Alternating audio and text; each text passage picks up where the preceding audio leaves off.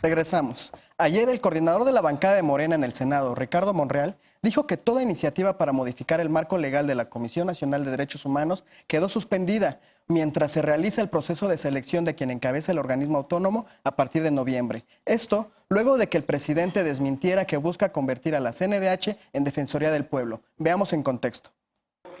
La propuesta de sustituir a la Comisión Nacional de los Derechos Humanos por una Defensoría del Pueblo quedó congelada. Este martes, el presidente de la bancada de Morena en el Senado, Ricardo Monreal, informó que toda iniciativa que busque modificar el marco legal de la CNDH se frena para que no afecte todo el proceso de cambio del titular. En noviembre pasado, el Partido del Trabajo propuso que la CNDH sea reemplazada por una Defensoría del Pueblo, cuyas recomendaciones serían vinculantes para cualquier autoridad administrativa o judicial y en los 3 niveles de gobierno.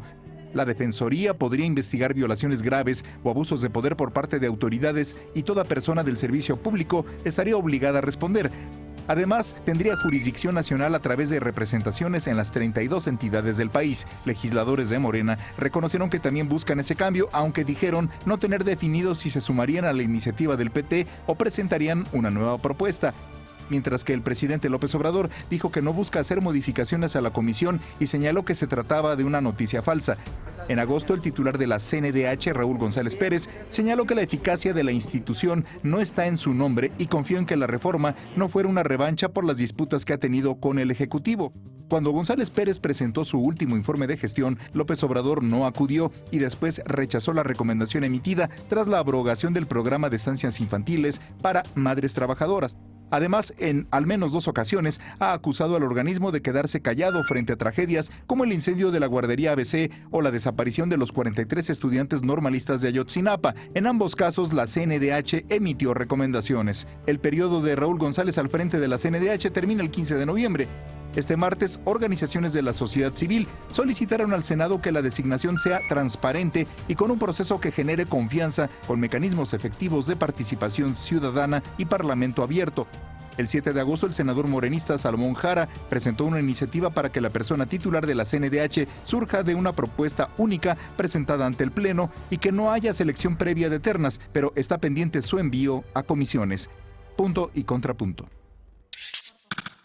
¿Reforma o no reforma? ¿Tú cómo ves, Estefanía? A ver, si no hay una estrategia muy clara, y no me refiero a que no esté bien planteado, sino ¿quién está verdaderamente impulsando esto? Yo personalmente, y lo he pensado muchos años, a mí sí me gustaría que la CNDH hiciera acompañamiento de víctimas, si fuera tal cual una defensoría, que funcionara así, que tuviera una base de abogados de guerrilla y que fueran y se pusieran al tiro con el MP, etc., ¿no? Que no le dejáramos toda esta carga a la sociedad civil de acompañar, porque la sociedad civil impulsa para que la CNDH mande una recomendación ahí, a ver si alguien la lee para que se cure en salud 20 años después, pero no acompañan tampoco. No hay ningún tipo de presupuesto real para cuando se está tratando de ganar algún caso. La CNDH, por favor, tendría que estar metiendo litigio estratégico en un montón de cosas y no lo ha hecho.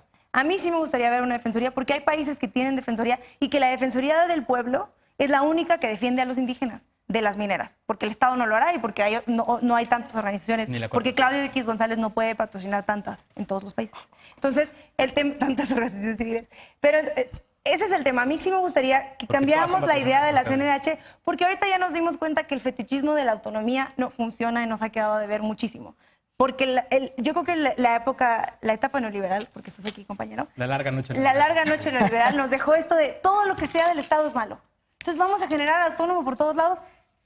Sí, pero no ha terminado de funcionar tampoco. Y tampoco nos olvidemos que las personas que encabezan lugares autónomos pues tienen sus filias políticas también, ¿no? Entonces a mí me parece que sí tendríamos que estarnos cuestionando cómo funciona la CNDH, qué vamos a hacer con la CNDH y que no por no tocar o trastocar, no intereses, pero sensibilidades, como algunas personas que tienen la piel muy delgada para el tema de la CNDH, pues nos quedemos así como, bueno, no, ya está todo así. No, sí se tiene que hacer algo, se tiene que cambiar. Espero que sea la Defensoría, si no, cualquier otra cosa que no sea lo que tenemos ahora que no ha funcionado. Hay que revisar las funciones de la CNDH, hay que hacer una reforma. ¿Es necesario? Pues yo creo que sí se tiene que fortalecer la institución. No sé si tenemos que convertirlo en una defensoría. Pues, claramente no hay una voluntad política por hacerlo ahorita. Vamos a estar muy enfocados en quién va a ser la persona titular de la CNDH. A mí sí me gusta, que haya órganos autónomos. Yo creo que está bien decir, bueno, el Estado es todo ahorita, mientras nos gusta, tal vez, los que están en el gobierno, pero ya es cuando llegan los otros, tal vez no nos va a gustar tanto y vamos a querer esos órganos autónomos de nuevo. Entonces, a mí me gusta que haya un... Bueno, pero un contrapeso yo creo que sí es bueno y por lo menos de que... Y en la última, en la elección del actual titular, muchas organizaciones participaron. A mí me gustaría ver un proceso muy participativo. Yo creo que decidir no hacer una reforma o platicar de la institución hasta que se elige esa nueva persona creo que es lo correcto. No deberíamos estar avanzando en eso. Y que buscamos cómo se puede fortalecer las instituciones.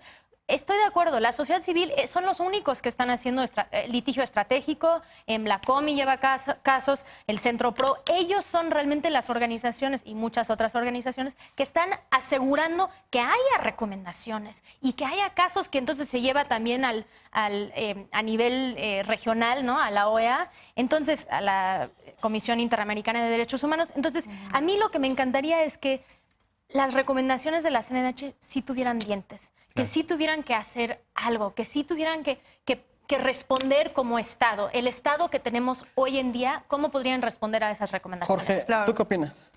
A mí me llama un poco la atención el término fetichismo de las autonomías, ¿no? Me parece llamativo. Al final del día, un órgano constitucional autónomo no deja de ser Estado. Es un contrapeso al Ejecutivo, pero sigue siendo parte del Estado. Ahora, que definitivamente la CNDH necesita una reingeniería, probablemente. Ahora, de ahí a decir que no ha hecho nada, litigio estratégico hace vía acciones de inconstitucionalidad. Tiene una facultad muy poderosa para erradicar leyes que se contraponen a la Constitución. Lo hizo con la Ley de Seguridad Interior. En materia de reportes y documentación están los reportes en materia de autodefensas, que constituye probablemente uno de los primeros insumos que se tienen justamente para hablar de justicia transicional. Temas de violaciones graves a derechos humanos.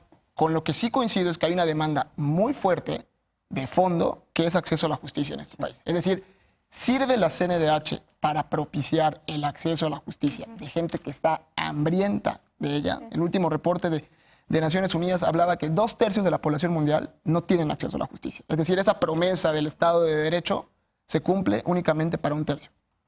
El restante, de alguna manera, se queda ya sea en situaciones de conflicto, en situaciones donde no tienen ni siquiera acceso a documentos de identidad, o situaciones en las que no pueden lidiar con conflictos civiles, penales, administrativos. La apuesta, insisto, del gobierno, más allá de la Guardia Nacional, pasa también por el tema de justicia cívica, pasa también por desescalar conflictos. Mi pregunta es, ¿qué rol le quieren dar a la CNDH en todo este, digamos, mapeo de actores de justicia? Sí. Alfredo, ¿reformar o fortalecer? ¿Crees que es acertado esperarse hasta que haya una nueva presidencia? Sí, de momento era no solo necesario, sino una prioridad, que esperáramos al nombramiento y que vigilemos que ese nombramiento se dé en condiciones de parlamento abierto, apegados a los principios de la Declaración de París, o sea, con altos estándares internacionales para que no sea lo que siempre sucede, una simulación en el Senado, una simulación legislativa para hacer nombramientos y designaciones y al final pues queda el que manda el presidente, ¿no? No es como que la 4T no nos haya dado ya episodios de estos, empezando por una ministra contratista y por otros nombramientos más. El tema aquí era que importa mucho el contexto político en donde se dan estas discusiones.